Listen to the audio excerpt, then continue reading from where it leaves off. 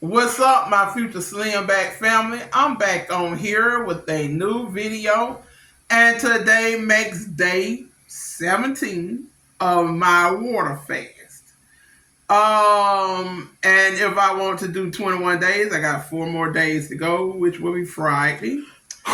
And so once I do that, if I do 21 days or if I do 30, after that, I want to do a fruit fast for about 30 days. And then maybe after that, fruit and vegetable. Or I'm thinking about, instead of just doing fruit only when I finish this water fast, do fruit and vegetable only. I don't know. I'm still trying to decide. But yeah, I'm just gonna keep this um, restrict what I eat, keep that going because I'm trying to see some real results around here, some great results around here. So I'll let y'all know what I decide to do. But yeah, I'm no longer keeping my YouTube channel secret. I've told everybody about it except one person, and that's because he won't answer the phone. And I'm not finna keep running behind him. So if he the last to know, he the last to know. By the time I tell him my channel gonna be a grown up, but right now it's a baby, you know. And I didn't want to tell people about my channel while it's a little baby, you know. But it is what it is, you know. Cause I didn't want them to see the struggle in the channel. I wanted them, like when somebody reaches success, you didn't see what they go through. You just see the outcome of them doing successful things. I guess that's where I was, but I don't care. You see the struggle, you see the struggle. I don't care. So today I want to talk about Toxic Teachers Part 2. This channel is venting and vlogging. And since I don't have the money to really vlog like I want to, because I want to go to the health food store and all that stuff and see what's good, what to speed up my process. But I ain't got money like that. So we're going to do the vlogging later, but I'm a vent right now. So we're going to talk about Toxic Teachers Part 2. I did one yesterday. I'm going to talk about another one today. Okay. I remember when I was a teenager. And I had this male teacher. He wasn't that old. He was like maybe in his late 20s. Because, like I say, I always been roasted. And I caught it from the children, from the students. But what made it worse, adults used to roast me. Like, you're supposed to be learning from y'all. But y'all the ones setting the example for the children to be ignorant. So, the teachers used to come for me too. And I didn't care.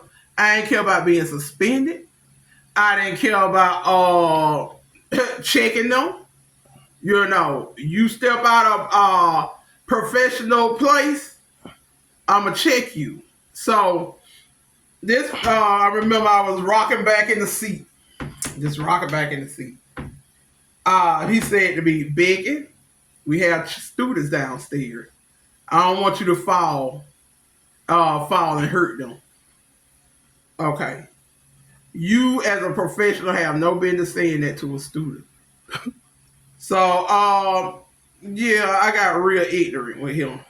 I was like, I know you ain't talk about them because he wore a bald head, but when people wear a bald head, sometimes you can still see where their hairline starts at, and I saw it was like, push back, like push back, and I told him his hairline was pushed all the way back to 1965 when Martin Luther King delivered his "I Have a Dream" speech, and I told him that, and I said it aggressive too. I said, when Martin Luther King delivered his "I Have a Dream" speech, your hairline was down, And I got real ignorant. I talked about his hairline and stuff.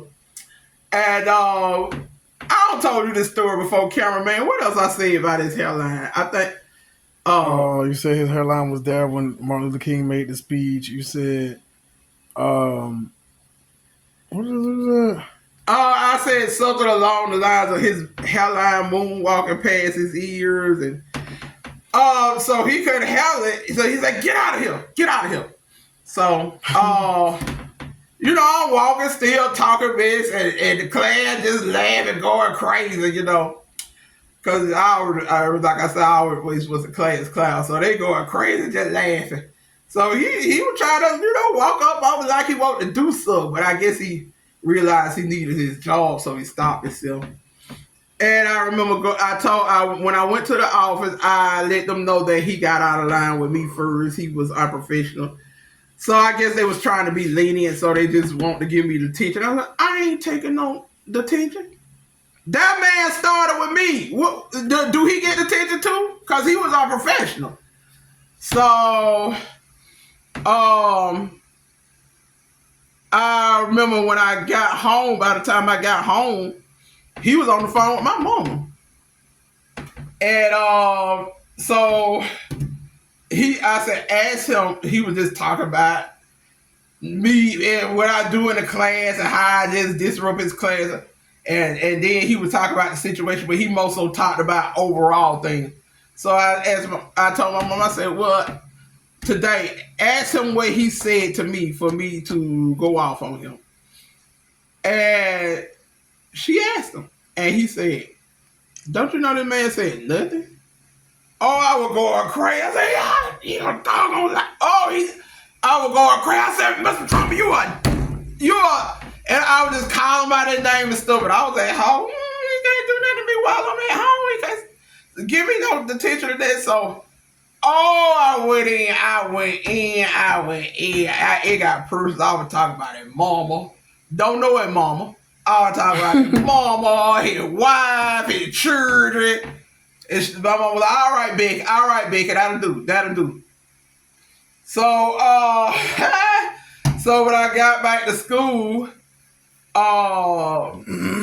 he gonna come bring the teacher slip in my face. I'm like, so, so I guess they used that against me, and I had got suspended or whatever. Yeah, cause I was a mess in school. Yeah. You passed it down to your children. Let me tell you something. When I was not roasting and people just joked on me and came for me and I didn't say nothing, and that boy who sat in front of me told me joke back. Boy, he just don't know. He just don't know the influence. He just don't know the impact he have on me. He just don't know how I pass it down to my children, baby. My children can roast. I'm talking about, man. I just wish y'all could see it.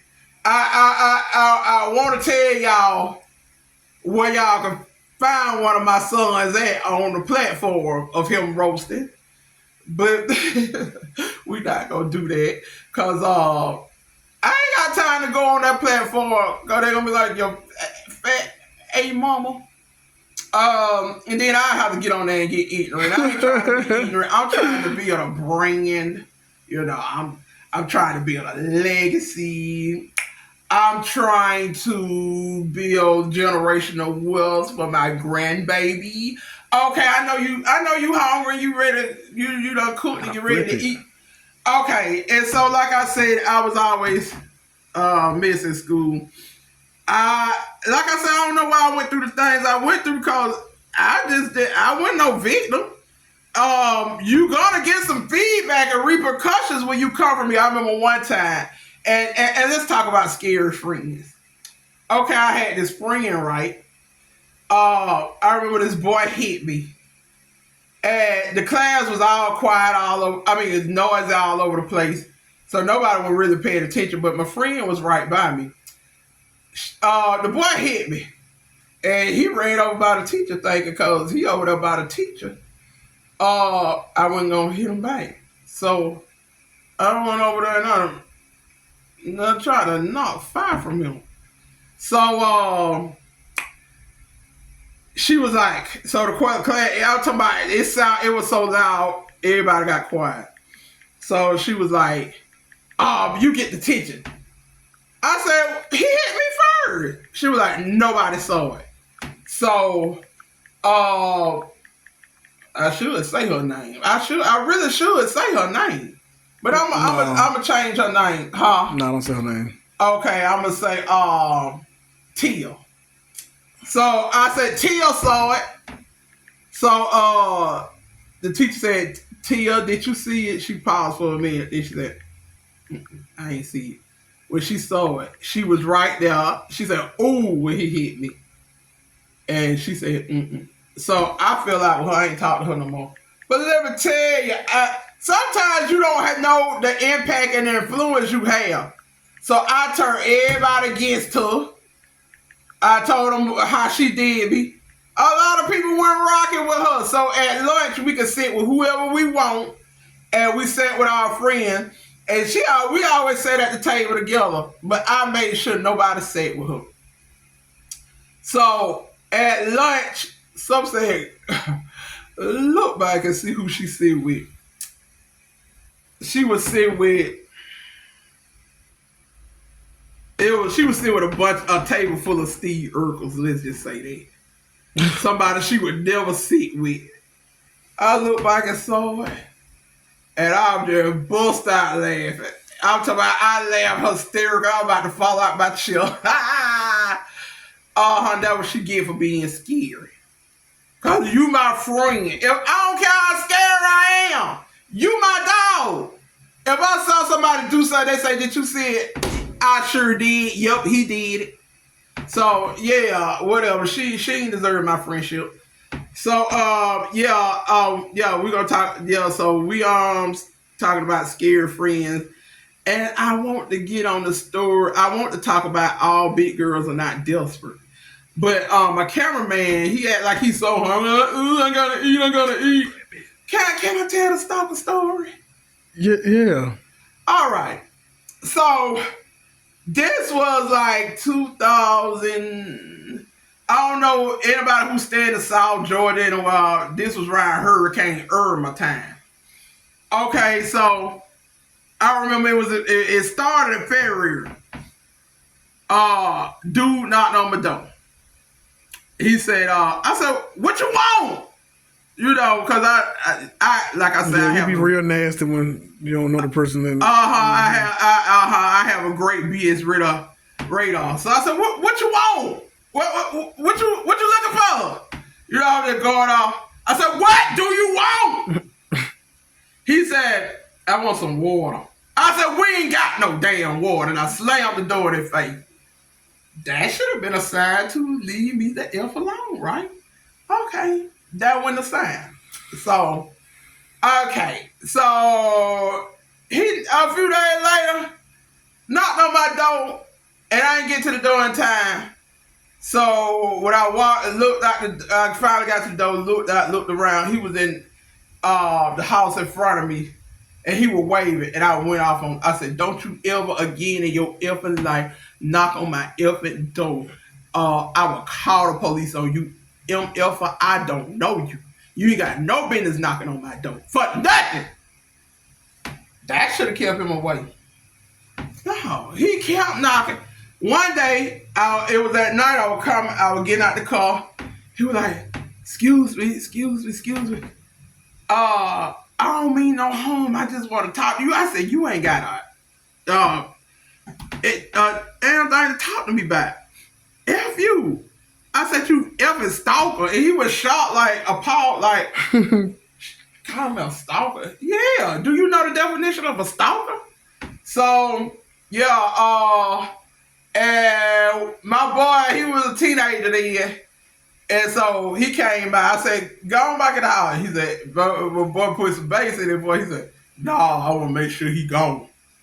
So by that time, dude was down the street because he heard me just cussing and carried on. That didn't keep him away. A few days later, that knocking on the door. I'm about to cut so-and-so hair. Do your boys need their hair cut? I said, they already got a barber. And I said something to him. He said, "Man, I ain't trying to cause a confrontation or whatever. I said, you caused a confrontation when you stepped your behind in my yard. So I went and got some no trespassing signs, put them on my fence. Cause I ain't had, like, where you open the fence at, I ain't had it. I just had a fence.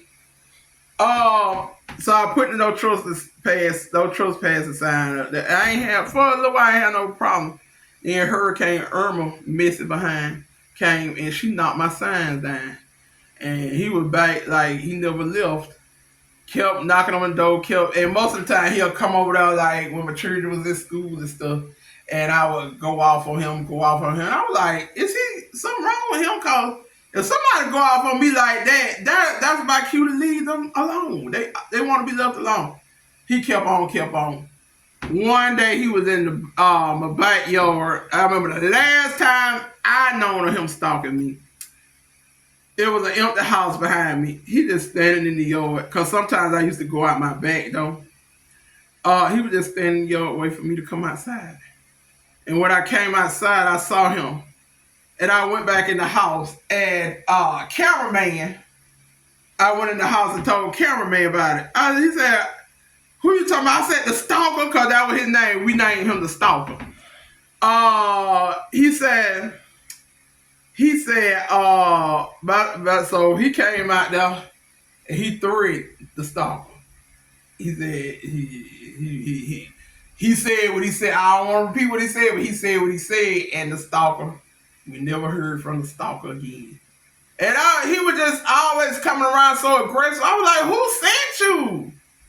Do you have a disease that you think you finna get to me? What is your problem? I just never understood that. But the moral of the story is, all big girls are not desperate. You know? I didn't like that. Like, if somebody tell you to leave them alone, leave them the F alone. Just move on, And so, yeah, that's what I want to share with y'all today. And, because, us big girls get a bad name, bad image. We be seen as desperate and hard up and all that. So that's why I shared that story. But anyway, I'm going to get on off here because my cameraman, he done cooked them something to eat and he ready to eat. And he need to go home and cook. Always over here. But anyway, with that being said, I'm going to get on off here. Like, comment, and subscribe. Hit that notification bell because there's more to come. And I'm going to drop an exercise video, exercise short. And like I said, my future Slim Back family, ask yourself at the end of each day, what have you done today to contribute to unbigging your back? And with that being said, I'm going to see y'all on the next one.